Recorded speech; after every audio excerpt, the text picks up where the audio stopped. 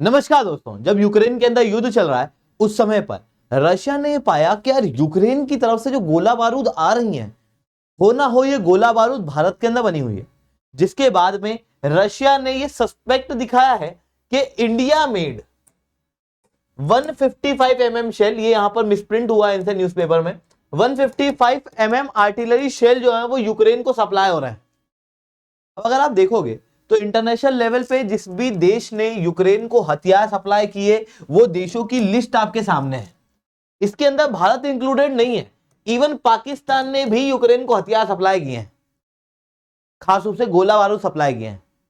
तो अगर भारत ने यूक्रेन को ये हथियार सप्लाई नहीं किए, ये गोला बारूद सप्लाई नहीं किए, तो फिर यूक्रेन के युद्ध के अंदर ये गोला बारूद कहां से आए, ये सवाल भारत के ऊपर उठा।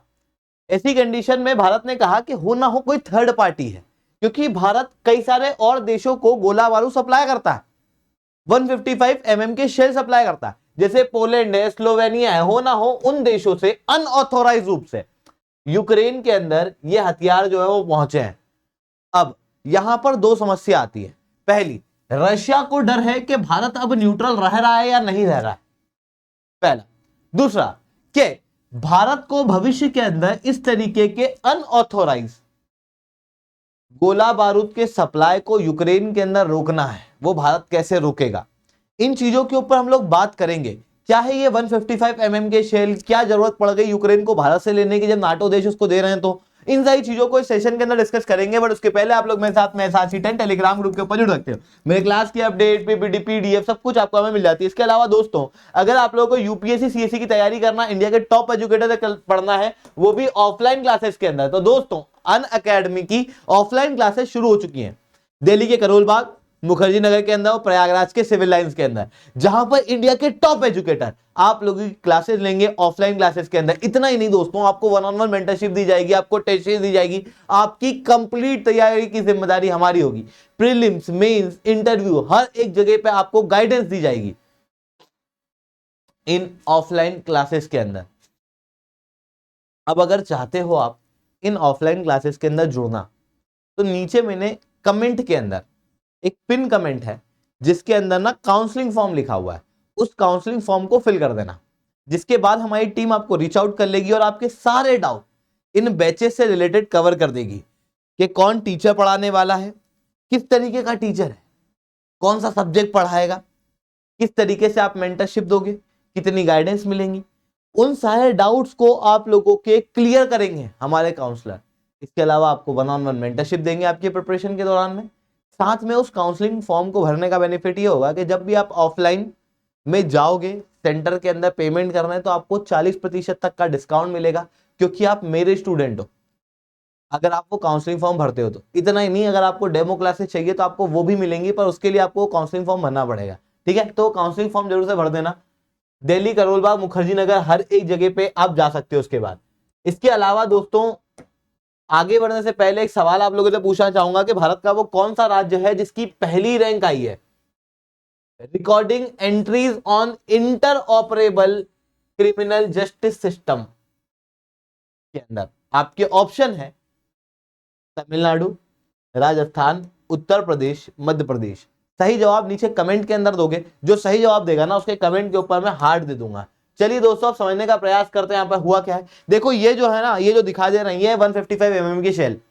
अब ये जो 155 के शेल हैं वो इस तरीके की आर्टिलरी गन में लगते हैं, यानी कि कुल मिला के कहूं तो ये क्या है, ये गोले बारूद है ना, जो इस बंदूक में लगते हैं और इस बंदूक से दुश्मनों को मारा जाता है। फिर अब आप यहां पर देख रहे हो नाटो देश, ये नाटो देशों के बीच में आपस में मिलिट्री अलायंस है।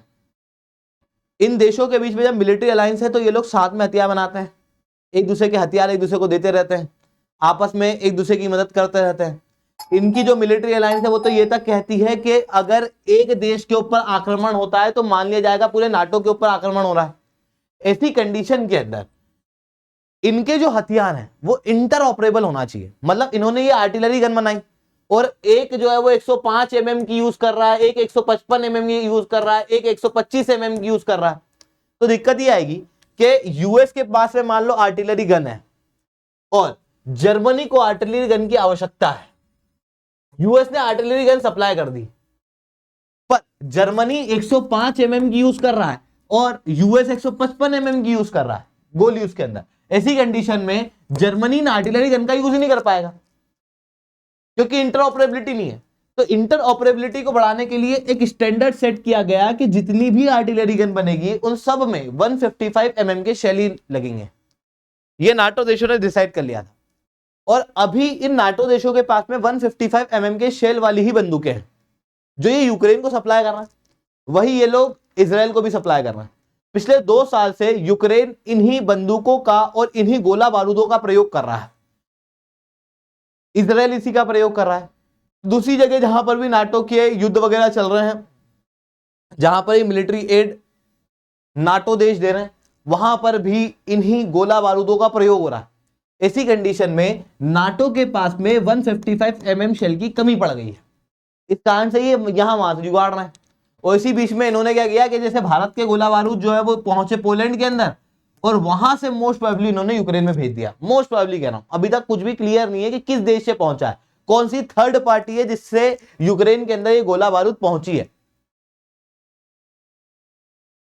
पर नाटो देश इन चीजों से काफी डेस्परेट दिखाई दे रहे हैं 155 mm शेल के लिए। और इसका एक एग्जांपल भी मैं आप लोगों को देता हूं। थोड़े समय पहले एक रिपोर्ट आई थी कि पाकिस्तान ने हथियार सप्लाई किए हैं यूक्रेन को। ये हथियार कुछ नहीं थे, ये 155 mm के शेल थे जो यूक्रेन को उस समय पे पाकिस्तान ने सप्लाई किए थे क्योंकि इमरान खान की सरकार चली गई थी और नई सरकार आ गई थी, पीडीएम की सरकार, पाकिस्तान डेमोक्रेटिक मूवमेंट की सरकार, जो अपने आप में एक अलायंस है। इस अलायंस की जब सरकार आई तो उस समय पे पाकिस्तान इकोनॉमिक क्राइसिस से जूझ रहा था और पाकिस्तान को चाहिए था आईएमएफ का बेलआउट। आईएमएफ के बेलआउट को पाने में सबसे ज्यादा कोई मदद कर सकता था तो वो था यूएस, क्योंकि आईएमएफ में डिसीजन होती है वोटिंग पावर के अनुसार। हर एक देश की अलग अलग वोटिंग पावर है। यूएस के पास में 16% से ज्यादा की वोटिंग पावर है और आईएमएफ में जो भी डिसीजन होता है वो 85% से ज्यादा की मेजोरिटी पे होता है। ऐसी कंडीशन में यूएस के पास में वर्चुअल वीटो पावर है। यूएस अगर आपके सपोर्ट में नहीं है तो आप आईएमएफ में कुछ भी नहीं कर सकते। ऐसी कंडीशन में यूएस को अपने सपोर्ट में लाने के लिए पाकिस्तान ने उस समय पर हथियार सप्लाई किए थे और उसका एक पूरा भांडा फूटा था कि एक American federal procurement data system के अंदर ये पता लगा कि 2 अमेरिकन कंपनी है जिसके साथ में पाकिस्तान ने कॉन्ट्रैक्ट साइन किए थे 155 mm शेल के 17 अगस्त 2022 को, जिसके अंदर ग्लोबल मिलिट्री और नॉर्थ ग्रममैन और इतने अमाउंट के इन दोनों के साथ में एग्रीमेंट साइन किए। उसके बाद में जो पूरा कॉन्वॉय है वो इन्होंने ब्रिटिश की मिलिट्री कार्गो प्लेन जो पाकिस्तान के रावलपिंडी में आई उसके अंदर इन्होंने शेल वेल रख दिए। वही शेल फिर सिप्रस के अंदर पहुंचे जो कि भी ब्रिटिश की टेरिटरी है, वहां से रोमानिया और फिर रोमानिया से यूक्रेन। इस तरीके से पाकिस्तान ने पहले भी हथियार सप्लाई किए थे, गोला बारूद सप्लाई किए थे, पर पाकिस्तान के गोला बारूद की क्वालिटी बहुत कम है। मतलब नाटो देशों को कोई नहीं मिल रहा था, तब जाके वो पाकिस्तान के पास गए और पाकिस्तान के जो गोला बारूद थे वो खराब क्वालिटी के थे। ऐसी वीडियोस वायरल हो रही थी, ऐसे क्लेम आ रहे थे कि गोला बारूद जो है वो आर्टिलरी गन में डालते ही फट गए, मतलब दूसरी तरफ नहीं फटे, अपनी गन में फट गए, हाथ में फट गए। ऐसी खराब क्वालिटी के गोला बारूद थे जिसकी वजह से यूक्रेन का नुकसान हो रहा था। यूक्रेन जो है वो फिर नाटो देशों को गाली दे रहा था। ऐसी कंडीशन में फिर उन्होंने सोचा कि यार अब क्या कर सकते हैं, तो इन्होंने क्या किया, फिर भारत की तरफ मुंह मोड़ा और इन्होंने सोचा कि भारत तो डायरेक्ट देगा नहीं क्योंकि भारत तो न्यूट्रल पोजीशन पे है, अभी रशिया से तेल ले रहा है और ऑब्वियसली रशिया के साथ में भारत की एक बहुत अच्छी पार्टनरशिप है जो सालों पुरानी है। जब यूनाइटेड स्टेट्स, नाटो देश ये सब हमारी तरफ नहीं थे तब रशिया हमारे साथ खड़ा था। जब 1970s के अंदर हम लोगों को न्यूक्लियर टेक्नोलॉजी को टेस्ट करना था, हम लोगों को हेवी वाटर की आवश्यकता थी, जब यूएस ने हमको मना कर दिया था, यूएस ने कंडीशन रखी थी कि आप जम्मू कश्मीर का इशू रिजॉल्व करो तब हम लोग हेवी वाटर देंगे। उस समय पर बिना किसी कंडीशन के रशिया ने हम लोगों को D2O दिया था।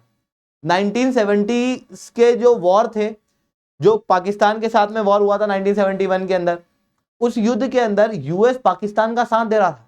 हमारे साथ कौन खड़ा था? रशिया। अभी तक जो डिफेंस हम लोगों को सप्लाई करता था वो कौन था? रशिया। ऐसी कंडीशन में जब रशिया को जरूरत पड़ेगी तो ऑब्वियसली भारत उसके अगेंस्ट नहीं जाएगा, ओपनली तो नहीं जाएगा। इसलिए ओपनली भारत 155 mm के शेल यूएस को देने का नहीं, तो इन्होंने फिर थर्ड पार्टी का प्रयोग किया, और थर्ड पार्टी का प्रयोग करके अनऑथोराइज रूप से, और ये एक बहुत ही गलत तरीका माना जाता है इंटरनेशनल लेवल पे, ये एक बहुत ही गलत तरीका माना जाता है कि अनऑथोराइज तरीके से आप हथियार किसी और देश को दे दो, और वो करने की नौबत पे नाटो देश आ चुके हैं। तो ये चीजें हम लोगों को यहाँ पर देखने को मिल रही है। अगर आप लोगों को लेक्चर अच्छा लगा हो तो लाइक करना, लेक्चर बहुत अच्छा लगा हो तो SRC10 कमेंट करना। अगर आप लोगों को यूपीएससी सीएससी की तैयारी करना, इंडिया के टॉप एजुकेटर से पढ़ना है ऑफलाइन क्लासेस के अंदर, तो बिल्कुल से आप अनअकैडमी के ऑफलाइन सेंटर्स को विजिट कर सकते हो। हमारे सेंटर के अंदर काफी कुछ आप लोगों के लिए अवेलेबल है, आप एक बार वीडियो को देख सकते हो। ये अनअकैडमी का ऑफलाइन सेंटर है जहाँ पे क्लासेस लगती हैं, इंडिया के टॉप एजुकेटर आप लोगों को यहाँ पे पढ़ाते हैं। यहाँ पे हेल्प डेस्क है, आप कभी भी जाके अपने इश्यूज को रिजॉल्व करा सकते हो। स्मार्ट क्लासेस हैं, हर 4 बेंच के बाद टीवी लगी हुई है ताकि पता लगे कि क्या लिखा हुआ बोर्ड पे है।